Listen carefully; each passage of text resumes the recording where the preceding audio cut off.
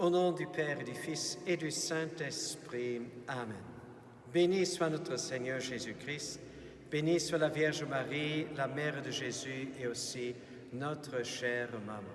Chers frères et sœurs, je voudrais relever cette phrase, cette dernière phrase de l'Évangile d'aujourd'hui que Jésus dit. Lorsque tout cela va arriver, alors levez votre tête, car votre salut est proche.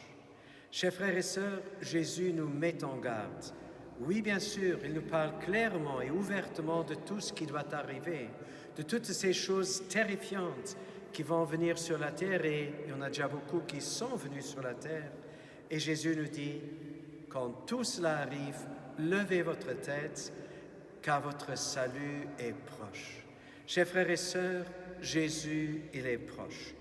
Nous ne savons ni l'heure ni le jour quand il viendra. Il a dit à ses disciples, « Moi, je ne sais même pas quand est le jour de mon retour.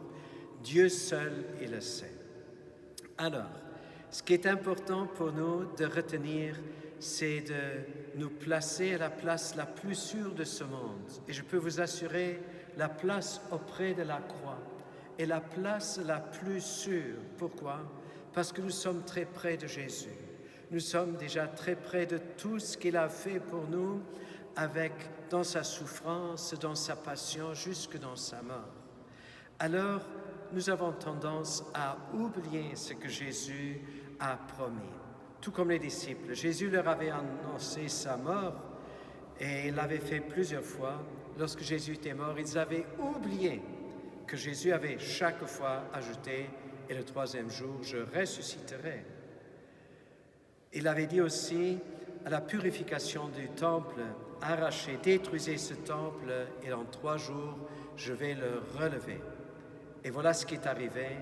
Il n'y avait pas seulement le vendredi saint, il n'y avait pas seulement la mort de Jésus, il y avait et il y a toujours la résurrection. Alors, nous pouvons être pris de peur et de crainte de toutes ces nouvelles de nos temps. Alors, permettez-moi de vous donner un témoignage d'une personne qui est très proche à moi.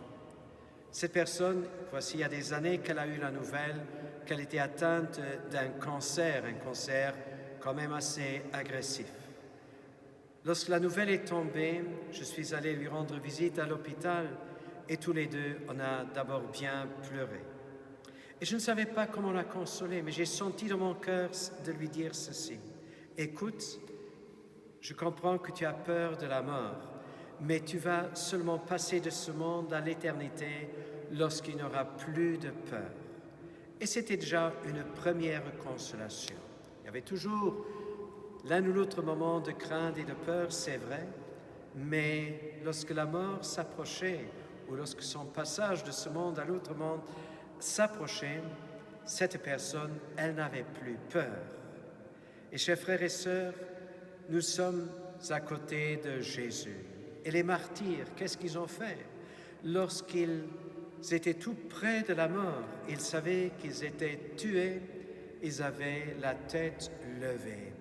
Ils ont relevé le regard avec une fierté, disons, surnaturelle, puisque Jésus le Christ habitait en eux.